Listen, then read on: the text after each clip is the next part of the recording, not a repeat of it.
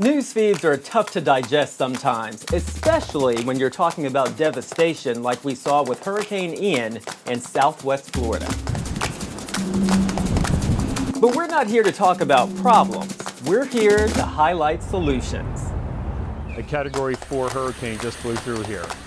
And our recovery, literally, we were up and running the next day. Does a hurricane-proof neighborhood exist?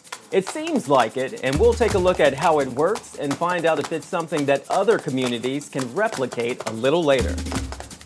I will fight to make sure that every woman in Texas can make her own decisions. This is all because of Joe Biden's failure. She was forcing the vaccine on people. We made quick decisions to save lives. And there seems to be so much of this. Dr. Oz can't possibly understand what that is like. You know, he has 10 gigantic mansions. John Fetterman brings up houses. The irony is he didn't pay for his own house. It's hard to escape politics these days, and as we all know, things can get ugly fast between candidates. You think you're going to be running against them. I can see how you might get confused, but you're running for governor. The only worn-out old donkey I'm looking to put out to pasture is Charlie Crist. But what about when the hostility permeates conversations with friends and family? What should we do then? People I don't agree with politically in my family, I now understand where they're coming from more, especially during election time. Our Solutionaries team found out answers on how to manage this delicate situation. That's coming up soon. Hey everyone, welcome to Solutionaries, our show focused on providing answers instead of problems. We're running the gamut today with lots of solutions for a lot of different topics. Today we start with a story that sounds like something out of a science fiction book, but it's very real and unnerving. It is a rare condition, but it's killing people within days. We're talking about brain-eating amoebas. They live in almost any body of fresh water, including swimming pools. There is a movement to get new tests and life-saving drugs into the hands of doctors around the country.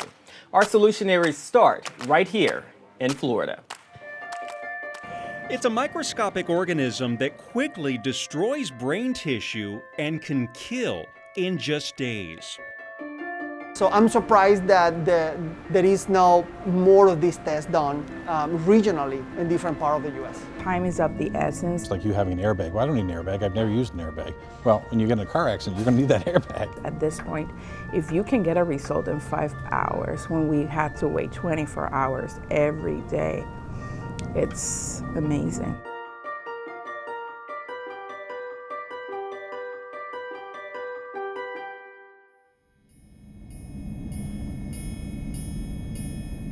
In August of 2016, 16-year-old Sebastian De Leon and his family traveled from South Florida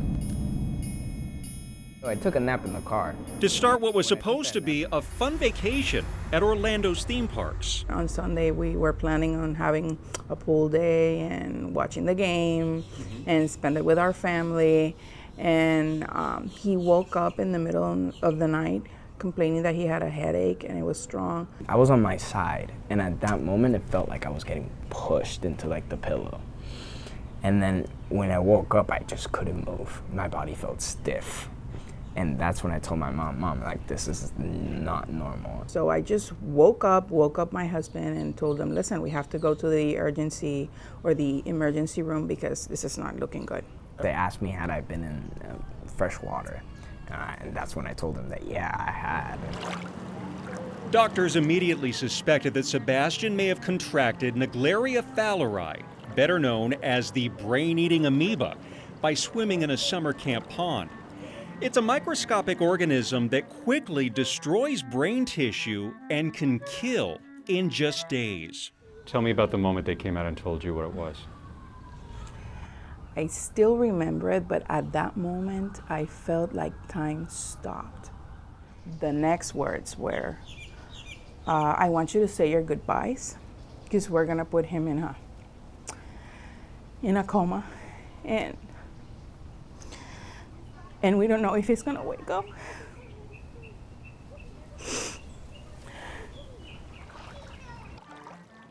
The Centers for Disease Control and Prevention says this deadly amoeba can be found in any body of fresh water.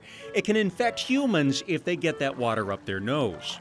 Most reported infections happen in southern states where the climate is usually warmer, with most reported in Florida and Texas. But cases have also started to emerge as you move north, in states like Virginia, and as far as Minnesota. It's a rare disease, and so you don't see it very often. We have two buildings. This building is used for manufacturing, all the manufacturing we have. Todd McLaughlin is the CEO of Profounda Pharmaceuticals in Orlando. So this is a lab where we do our quality testing. Aside from creating their own brand of healthcare products, this actually is the batch that just came in of the new Impovido. Profounda is also the only U.S. distributor of Impovido. Sebastian was the first patient ever to receive miltefosine or Impovido while still conscious. The only drug There's the pill. that kills this amoeba. We got the call. I got the call from the hospital, then I got a call from the Florida Department of Health, and then I got a call from the CDC, all within the span of about 2 hours. We heard about it, and my son immediately hopped in the car in his pajamas, and because he didn't want to waste time, and got the drug and drove it directly to the hospital. And within 20 minutes, he was at the hospital with the drug, and that really, I think, is what helped Sebastian. Sebastian became one of only 4 people to survive the brain-eating amoeba in the United States. He worked through months of physical therapy to relearn how to walk and even tie his shoes again. So how much is it? It's about $48,000 for the treatment for the month. For a 30-day supply? For the 28-day supply, correct. But McLaughlin says patients will never pay more than $100. Despite that, and the fact that every minute counts when someone is infected, very few hospitals have Impovido in stock. So why don't more hospitals just keep this on hand as a preventative? So I'm going to answer that question a different way, is why do people keep it on hand? And the answer is because they've seen a case of it before. So they have cases so they can see it. Whereas, well, I've never seen that before, so therefore I don't need it. It's like you having an airbag. Well, I don't need an airbag. I've never used an airbag. Well, when you get in a car accident, you're going to need that airbag. He was a handful, but he was our handful. He was very outgoing. He made friends very easily. Jordan Smelsky's father, Stephen, believes his 11-year-old contracted this amoeba while swimming in hot springs during a family vacation to Costa Rica. Saturday, he got sluggish in the afternoon. He started vomiting at like midnight on Saturday. We took him to the emergency room on Sunday, diagnosed him with viral meningitis. They admitted him to Children's. And Monday, he woke up, we thought he was going to be okay because he was in good spirits. On Monday, it's like God gives you those last few hours and you don't even know it. We ordered the drug from the CDC and it arrived at 8 a.m. That was Wednesday morning. He died at 6:30 that morning. We found out Jordan was the 5th child that died from this at his hospital. And we realized if we didn't step up, the 6th child would end up with the same thing and the same issues that we went through, those parents would go through too. Thank you for coming to the second PAM Summit. My name is Steve Smelsky. My wife Shelley and I would like to welcome you all here. Stephen and Shelley Smelsky created the Jordan Smelsky Foundation for Amoeba Awareness, and they started annual amoeba summits featuring top doctors in the field. And we shared information, and the next boy that came into the hospital was Sebastian De Leon, and he lived. Hey guys. Hi Sebastian. Hello. My name is Dr. Jose Alexander. I'm a medical microbiology and medical director for the microbiology department in Advent Health. After treating both Jordan and Sebastian, doctors at Advent Health were concerned that the test to detect this deadly amoeba was taking too long to get results back. So Dr. Alexander and his team took it upon themselves to come up with a faster solution. In the instrument, we are able to put the cartridge. We have a capability to put 6 in each side of the instrument. Their tool, a PCR test, made more widely available during the COVID pandemic. It trims a wait time of nearly a week down to just hours. And I say it's just putting together the recipe in a right way. So I'm surprised that there is no more of these tests done regionally in different parts of the U.S. And you're hoping other hospitals sort of latch onto this and use it, right? Yes. This is a game changer, and if every hospital has the test available, they can check it themselves without sending the sample of CSF to the CDC in Atlanta. Time is of the essence at this point. If you can get a result in five hours when we had to wait 24 hours every day, it's amazing. The care that they took of my child, he wasn't an experiment. He was a human being being treated. And they were looking for solutions. They got involved in a human way, because we're human, but I am eternally grateful.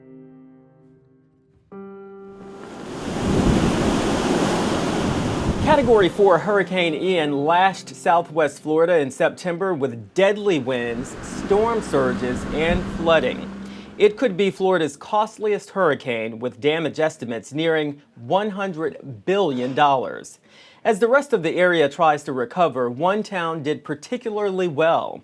Not only did it just have minor damage, residents there weathered the storm with electricity, running water, even TV and internet. Solutions from Southwest Florida.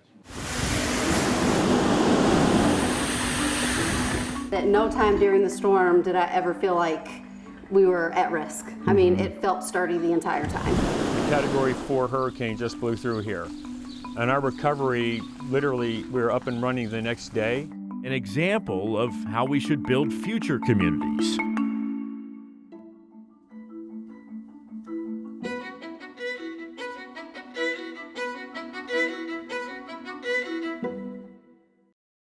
Hurricane Ian collided with southwest Florida. This monster hitting the coastline with sustained winds of 150 miles an hour.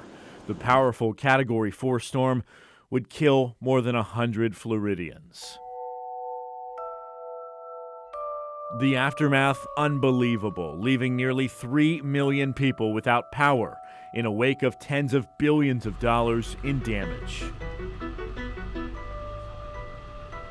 While no two places down here are alike, one town, surrounded by destruction, seems to have fared better in the storm than anywhere else. Hey, I'm Vic. I'm Daryl. Nice to meet you. We met the Treese family at their home in Babcock Ranch. It's a community about 20 miles northeast of Fort Myers. Ian came right through here. I mean, you could hear the wind. You could definitely hear when things were hitting the house. But I will say that at no time during the storm did I ever feel like we were at risk. I mean, it felt sturdy the entire time. And did you have power? We did have power. AC? We had AC. He was working. With 6 people under this roof and Winston the dog, school administrator Shannon Treese says they watched live weather forecasts, cooked dinner, even worked remote as neighboring communities were torn apart. Meanwhile, the Treeses only lost a few shingles and screens on their patio. All around you, people have a very different scenario. Yes, they do. It was heartbreaking. I'm not going to lie. It was hard. I'm going to get a little emotional probably because a lot of our staff at Babcock live outside of here. To see the devastation outside and start getting the phone calls from them that, you know, my house is flooded, my house is gone. You know, I went to my house and I just walked away from it. My house had 4 foot of water. All of those started happening really quickly after the storm. So we started really understanding at that point how fortunate we were to be here. And we have not taken that for granted. We have been all over Southwest Florida reporting on the damage, looking at the hardest hit areas, which surround us. But here in Babcock Ranch, it looks like nothing ever happened. For full transparency, it's October the 11th. It's been less than 2 weeks since Hurricane Ian came through as a Category 4. And everything looks picture perfect. Doing this well in that big of a storm was no accident. It was part of Sid Kittson's decades-long plan. When I look at what happened over the last couple weeks, my heart breaks, just breaks for so many people here in Southwest Florida, the destruction, the misery that you see is just unimaginable. We have our own employees who have lost their homes and lost so many of their belongings. At the same time, we at Babcock Ranch hopefully can give people hope. And the hope is that it can be done right. And all the people, the planners, the engineers, all the people that came together to make this possible at Babcock Ranch should be proud. Kitson is a former NFL player who later became an eco-conscious developer, purchasing nearly 100,000 acres in Charlotte County. Most of that is now a nature preserve, but on 18,000 acres, he designed what he calls the country's first solar-powered, storm-resistant town. So you have a property that is eco-friendly. It's now storm-tested. How do you keep it affordable when the price of building is just skyrocketing? And I think there are a couple ways to look at that. If you look at Babcock Ranch today, a Category 4 hurricane just blew through here. And our recovery, literally, we were up and running the next day. And most of what we were doing is maybe replacing a few house shingles here and there, some signage. Obviously, to power an entire town, you're going to need more than just a couple solar panels on roofs. You're going to need this, a solar farm. Yes, this is a couple miles from the center of Babcock Ranch. It's 900 acres of land with nearly 700,000 solar panels. He teamed up with utility company Florida Power and Light, harnessing the sun to generate 150 megawatts. It's a test site of sorts. Battery backups for cloudy days, still attached to the grid. But FPL says it was the underground infrastructure that kept everything working during the hurricane. In this town, you'll find no power lines. Those are often the first to go during a storm. Do you want this to be the national model? Yes, but it's interesting. I'm very optimistic about what we can do in this country. They released the plans in 2005, started construction on Earth Day in 2016. Babcock's team of scientists, engineers, and builders had a tough task when they designed the town, making a community less vulnerable to major storms. So Kitson chose land that was 30 feet above sea level, invested in stormwater drains everywhere, and built ponds to catch the water. The trees and shrubs here, native to Florida, so the ecosystem is naturally fitted for the weather. Every structure is built above code. I do believe that there are going to be others out there that are going to look at Babcock Ranch and say, we can do it better. And I'm okay with that. You're good with that? I'm absolutely good with that. This neighborhood of 5,000 is on pace to reach 50,000 within the next few years. Homes here are selling between $200,000 and into the millions, as Kitson adds townhomes, apartments, and rentals to make it more attainable. All things considered, you did incredibly well. We did incredibly well. Back at the Treese house, things are normal. School is in session, homework is still due. But the family is now spending their free time volunteering in surrounding areas where people weren't so fortunate. Is this the national example? I think it's a pretty incredible example. An example of how we should build future communities for a better relationship with Mother Earth. These killers that are out there, if they're intent on killing as they are, they have found multiple ways to get a hold of weapons and cause mass destruction. How long will you watch people being gunned down in first grade, fourth grade, high school, college, church, synagogue, a grocery store, a movie theater, a mall, and a nightclub, Congresswoman, and do nothing? It's a powder keg. I got a real simple one. This is a yes or no. We'll move right on. Is Donald Trump a great president? I worked closely with him on a yes or no. Politics is a tough topic to talk about, and many choose not to. But what if it's not your choice and the person talking is a loved one with a different opinion? Well, there's going to be that one relative that gets a kick out of kind of pushing buttons. We found out solutions for you, how to navigate tricky conversations like these, next.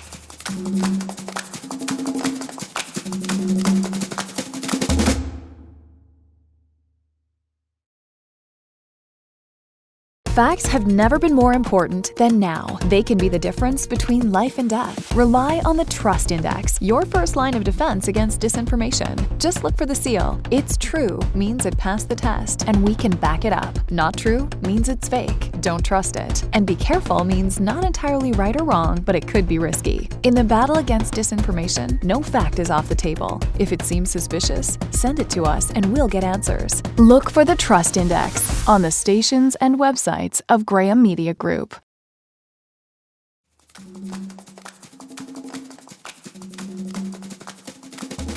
Welcome back. Sociologists call it the perfect storm. A divisive election cycle will end just in time for the holiday season. It can be tricky navigating political debates at the dinner table for Thanksgiving. You may come to learn a loved one's political beliefs have radically changed. Experts say there are things you can do to keep calm and enjoy the holidays with your extended family. You are not going to change anyone's mind in this conversation. So why even expend the energy in this setting of getting yourself upset in an attempt to do so? You are not going to change a mind. If this is who my brother is, then what does that make me? If you feel like maybe one of your family members is saying something dangerous, pull them aside. Don't embarrass them in front of everyone.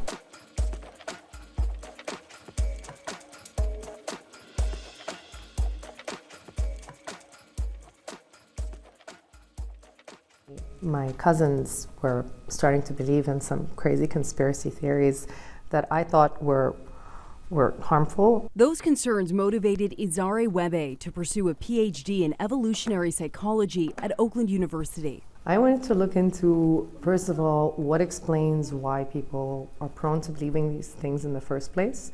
Is there a functional, adaptive reason why people might be paranoid and wary of, pharma companies or governments?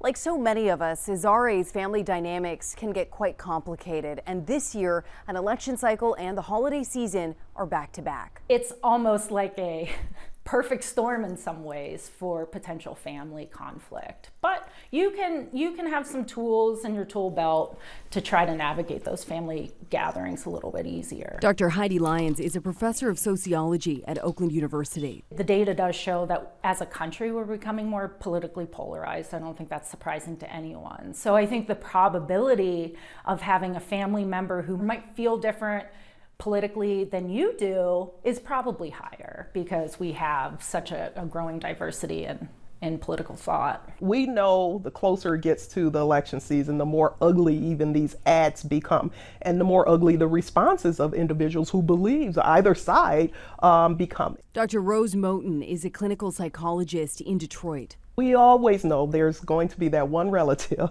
that gets a kick out of kind of pushing buttons and seeing individuals maybe get uncomfortable by discussing this. She says it's vital to remember understanding where someone is coming from does not necessarily mean you support their beliefs. You can understand why pro-lifers are pro-lifers without agreeing with pro-lifers. You can understand why pro-choice individuals are pro-choice individuals without necessarily having to agree with them. And this is the beauty of kind of using, this logical brain here and this critical thinking, areas in our brain that allow us to see the differences in opinions. It's kind of like, if this is who my brother is, then what does that make me? And so I think that makes sense, that you want your family who is in some ways a part of you. We think of our family as being an extension of us, to be aligned. I mean, that makes sense. Here's what you can do if the family get-together this year goes off the rails. So step number one, always remember, you can only control yourself, your actions, and your reactions. If you feel like maybe one of your family members is saying something dangerous, pull them aside. Don't embarrass them in front of everyone. Pull them aside.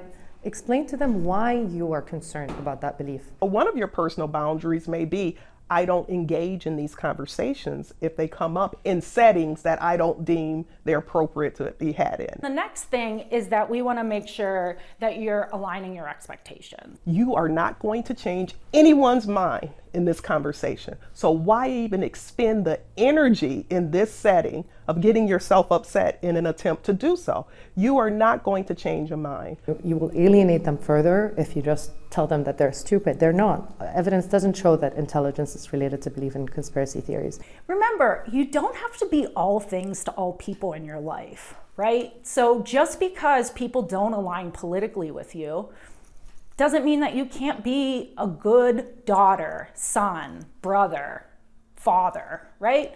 Just because they're different, choose to align on something else. Talk about other things. You don't have to be all things to all people. Dr. Rose suggests a simple breathing technique that you can do at the dining table or in the living room if a dispute becomes heated. Inhale through your nose, holding your breath for about 4 to 5 seconds, and then slowly exhale through your mouth, holding your breath again before you inhale. Repeat the exercise 3 to 4 times, and experts say it's been proven to help calm your physiological state. The person who doesn't think the same as you do is as passionate about their views as you are. And you don't want to listen with the intent of, I just got to get in there and respond. Listen with an open mind and understand there's always a why behind why a person feels the way they do. As her semester wraps up, PhD candidate Izare Webe says she'll offer more than an olive branch this holiday season. People I don't agree with politically in my family, I now understand where they're coming from more, especially during election time. She's armed with education, a deeper knowledge of what motivates people, and how to react. I'm so thrilled because now I can actually do my job of understanding human nature and not being shocked and baffled whenever, an election doesn't turn out the way I imagine it would be. Switching gears to an issue centuries in the making, gender inequality. Equality advocates say America has a long way to go to ensure women receive equal pay for equal work. In Harris County, Texas, wage disparities are even larger between white men and women of color and among women of various races. According to a University of Houston study, it takes the average Latina an entire year to catch up with the average white man's income. But steps toward solutions and equality are underway.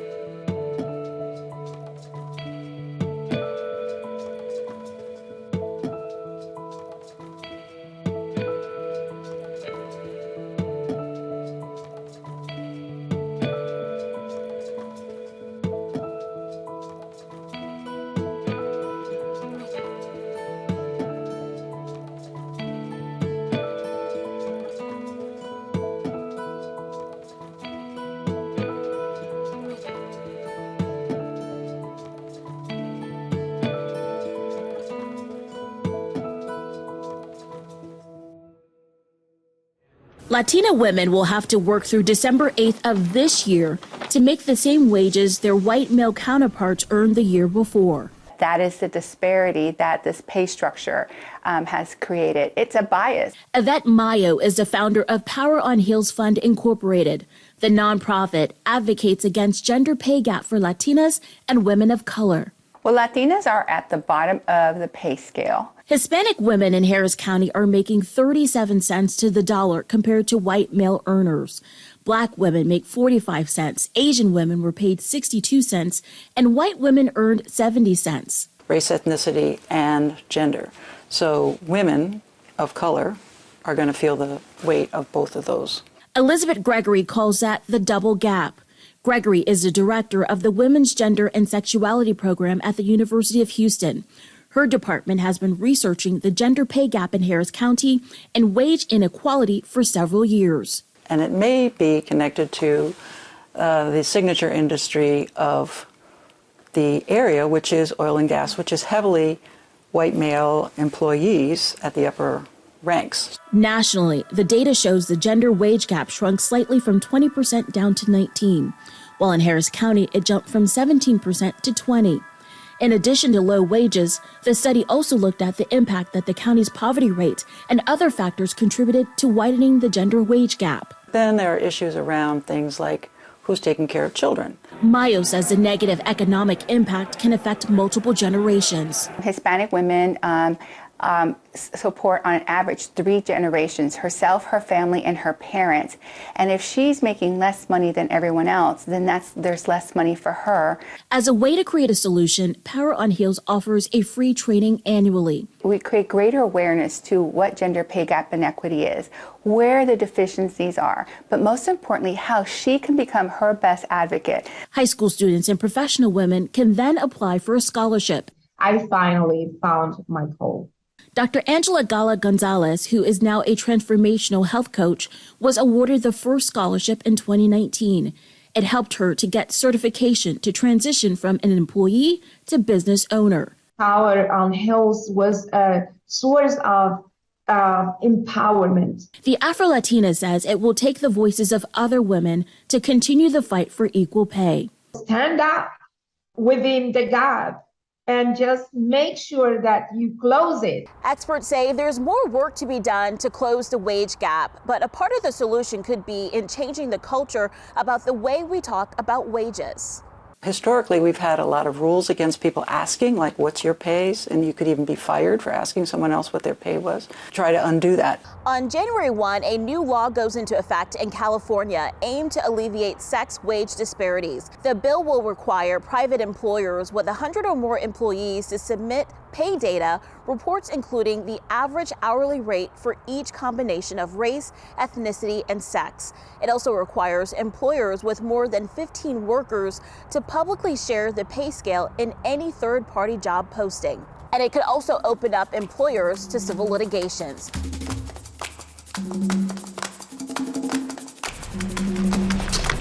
Keeping schools safe. A nationwide issue, an important topic that needs solutions. We're giving them what they need to succeed and go home safe. When we come back, lessons of the past have given a Virginia campus a safety blueprint. More solutions in just a moment.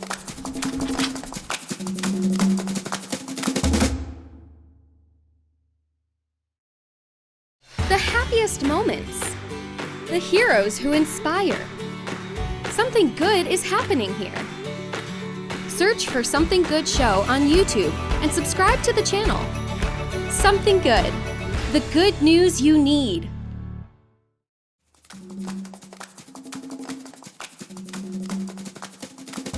Welcome back. A $13 million security upgrade is coming to the Virginia Military Institute.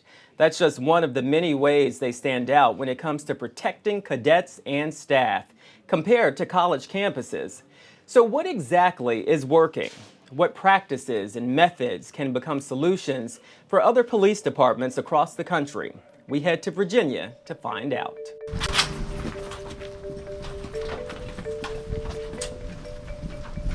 We train for active shooter training once a month. We have to pressure test our officers. Let's put them under some serious pressure to see if they can respond to these calls.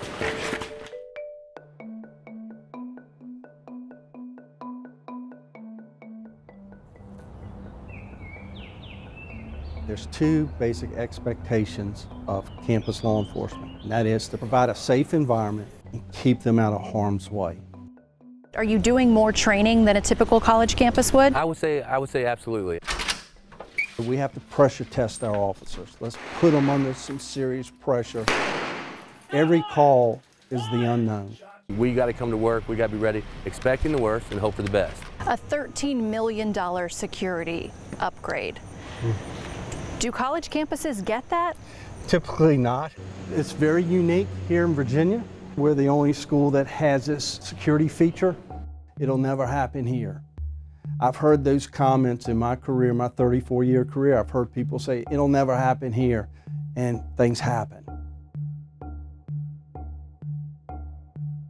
My name is Mike Marshall. I'm the Chief of Police for the Virginia Military Institute. How many cadets, students, go here? We average per year 1,700 cadets stay in these barracks. It's not like your traditional college where they get to live off campus. They're here the entire time, their cadetship. VMI is unique in the type of VIP visitors that you get. Who all has come here? We've had several presidents, several vice presidents. Recently, Vice President Pence was here. We have Secretary of the Army, Secretary of the Navy, Air Force. This could very well be a target at any time. It could be, and that's why we have to plan for the worst and hope for the best. Talk to me about where we're sitting. Today we're sitting in what we call the Emergency Operations Center. It's a location that has been established when we have to address critical situations that occur on post or could possibly be adjacent to our post. When I refer to post, it's our campus. And this is not just for emergencies. You use this all the time so that you can be prepared in case of an emergency. Yes, we stand up when we have any type of incident or sporting event that we call a large mass, where people can gather more than typically 1,000, and we stand it up due to the risk factors. When parents send their students here to VMI, they're entrusting you. Yes. And how seriously do you take that job?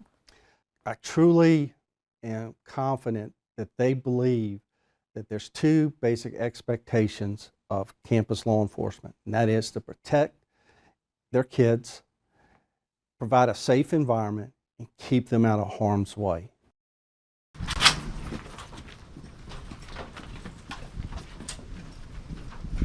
We train for active shooter training once a month. We have an active shooter committee, and it's chaired by the captain of the police department and two other individuals that are in lead roles that is part of our special emergency response team. And what they do is they sit down and they lay out the training for the year on how we're going to address the needs of our community and what are the trends that we're seeing.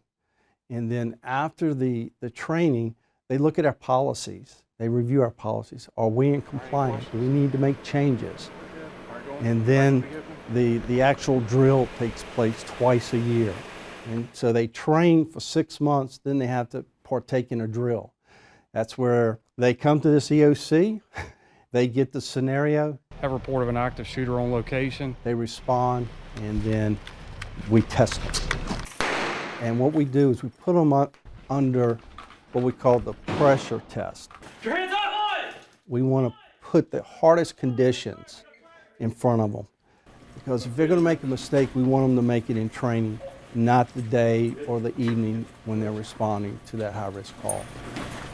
We have to be more proactive in our training, and also we have to pressure test our officers. Let's put them under some serious pressure to see if they can respond to these calls. Also part of that training is equipment. We make sure we have all the latest and greatest tools that are out there. What we have here is a breaching kit, which includes a ram. So if a door is locked, barricaded in, we can use the ram. If someone has taken a chain and locked the door, then we have a bolt cutters. It's called a soft shield, so it gives them extra protection. It's called a night angel. And what it does is you can throw it down the hallway and light up the hall so you see, so that gives you the upper hand. And then each vehicle does have a drop down for their rifle. They also have a shotgun. So what's the importance of having all of these tools in every single police car? That way we're always prepared. If an officer gets to a scene and he doesn't have what he needs, then we're putting him at a disadvantage. So with every car being equipped with this, when they get to the car, they know we're giving them what they need to succeed and go home safe, is what our goal is. And you build up those tools by studying what has happened in other situations? Yes, it started from the Virginia Tech shooting. We did a self-audit ourselves of the police department based off of some of the situations that law enforcement encountered that day, and we decided, how can we make it better? We've got to do something to remember the people that paid the ultimate sacrifice that day. You know, they gave their life, and let's do something proactive instead of reactive.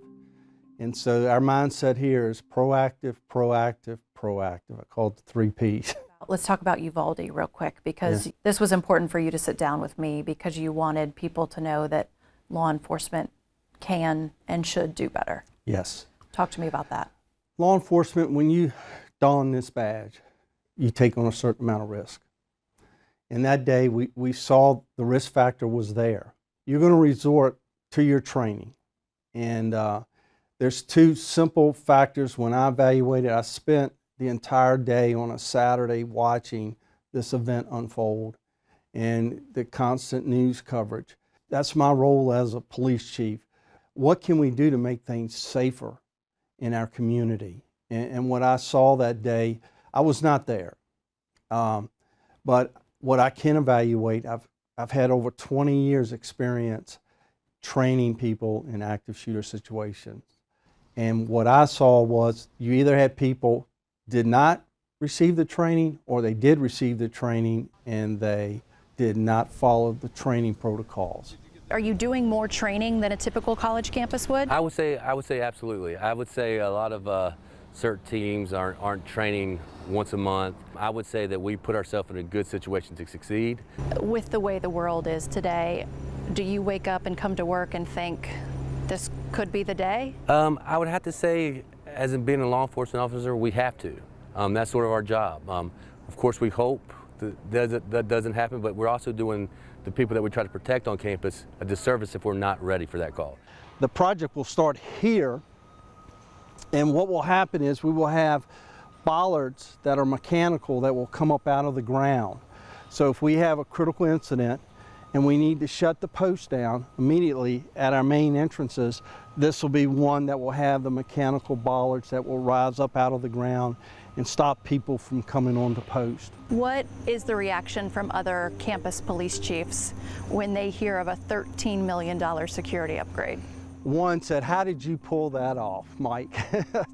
and what I shared with it's an initiative that we all should be looking at in this profession. A life is priceless. The inner loop provides a different level of security that we have to focus on, and that's the movement of the Corps cadets on a daily basis. So how do we protect this roadway so cars cannot travel down when our Corps is lining up in front of the barracks for formations? So this will help us alleviate putting personnel. We can put the mechanical bollards in place. We'll be able to activate them from a phone. What we're looking at for is access control. Can we lock the buildings down? Cameras, so we can watch the person, as well as protection in the rooms where mass notification can be sent. So we're here at the barracks. This is where the cadets live. Is this the most protected building on campus? Yes. Yeah. Oh yes. We start with a security plan that starts on the outside and it works its way all the way to each cadet room, where we have safety features embedded in that plan throughout. And so on the outside, what kind of security features are we looking at? We're looking at cameras on the outside that are viewed from our police department, and then we have cameras on the archways. Our cadets, they have a guard room. The cadets can view the camera footage, live feed, on all the archways. So there are extra set of eyes and ears, so if they see something coming in the archway that's suspicious, they can call 911. At each archway we have gates that we can lock down manually. So you definitely don't have a guard team on other college campuses watching over where students live? No ma'am, you do not. And they're responsible for the individuals that are moving around, making sure that the barracks are safe for our Corps cadets. How proud are you of the work that your team does? It's priceless. And that's one big word, it's priceless. The initiative and drive to make sure that these young cadets here can succeed. These are our future leaders, not only in the military, but leading corporations. These are people you're going to see one day sitting at the table as a CEO, CFO, and be able to make this place a safe environment for them to achieve that standard. It's a big burden to carry on the police officer's shoulders. I couldn't be more proud of them. They make VMI here. I work for them. The VMI police chief is also putting together a best practices document for all college campuses to use. In addition, the annual security report for VMI is more than 200 pages. You can find it on their website, vmi.edu. Sexually transmitted disease numbers have spiked in certain areas of the country. Certain diseases, like syphilis, are at levels that haven't been seen since the 1950s. We can prevent and we can treat and we can manage. And treatment is prevention. So what now? What solutions exist? We try to do as much outreach as we possibly can with the limited staff that we have. Important answers coming up.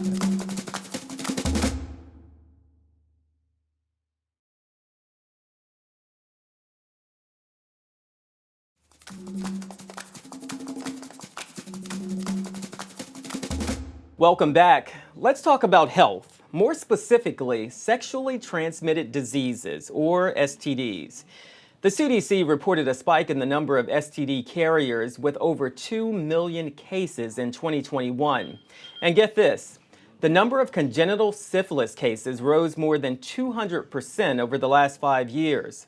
Officials and experts have made it their mission to reverse momentum by figuring out ways to shatter the stigma and stop the spread.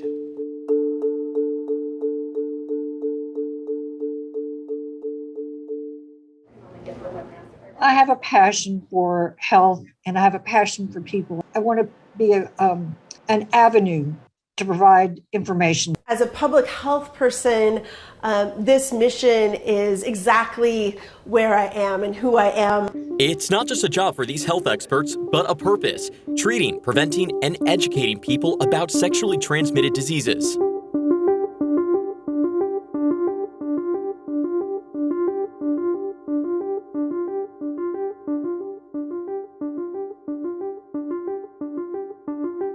New preliminary numbers from the CDC show an alarming spike around the country. As someone who's so passionate, this is near and dear to your heart, what is your reaction when you hear that? It's frustration because we can prevent and we can treat and we can manage. And treatment is prevention because if you're not treated, then you're continuing to spread it and giving it to somebody else. There's still a lot of stigma. There's a lot of fear about coming for testing. People don't like to come in and tell you about what's going on in their personal lives. Most people know that SAFE is a safe place to come and that you can come here and talk honestly and get good information and support. You know, we started as a hospice. Basically in 1986, people were dying of AIDS. They didn't survive. So it was a place to provide safe, comforting care to people that had HIV and often didn't have families to support them. As medication changed, evolution of HIV changed, people are living with HIV rather than dying of AIDS, we transitioned our care to become more outpatient focused. We don't have a nursing home anymore. Instead, we provide wraparound services.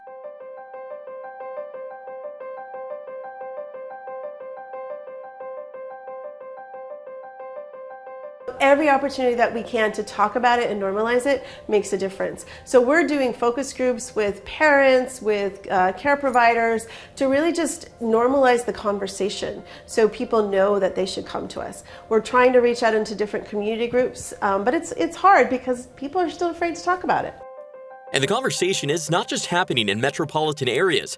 Community Action Inc. of Central Texas has a similar mission, but with a focus on outreach in rural areas. Outreach is to be able to reach those communities that really need our services, especially the rural areas that don't have access to internet or they don't have access to transportation. We've been around for a very long time and we have built the trust with the rural community.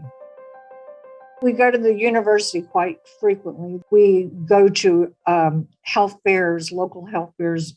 Any place that will invite us, we go. We send people, we give out information. We try to do as much outreach as we possibly can with the limited staff that we have. Despite the challenges, Belver says their mission and conversation will continue. Sometimes we have to fight a little harder to get some of the support that we need, but we are there and our clients need us each and every day. I don't think anybody has all the answers, but together we can look and try to find those answers together and work out the best thing for everyone involved. Thank you so much for watching. While this might be the end of the show, the discussion is just beginning. We have a lot more solutions to many different topics on our YouTube channel, youtube.com/Solutionaries. If you know of creative problem solvers in your community, we want to hear about them. Or you just drop us a note and tell us how we're doing. Leave us a comment and subscribe and share. Sharing solutions helps everyone. Thanks for watching. Until next time, I'm Lewis Bolden. We'd like to hear what you think about the topic. Leave us a comment below. And be sure to subscribe to our Solutionaries channel. We're just getting started.